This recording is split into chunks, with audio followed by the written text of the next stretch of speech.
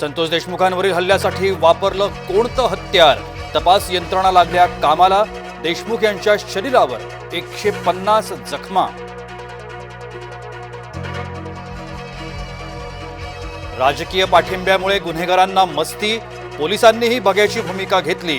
कोथरूड मारहाण प्रकरणी रवींद्र दंगेकर आक्रमक. मद्यधुंद तरुणांना लवकरच शोधू, पुणे पोलिसांचं आश्वासन.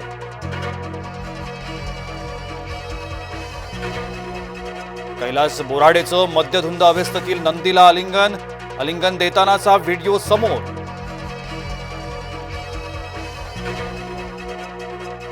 महिलांना एक खून माफ करण्याची परवानगी द्यावी.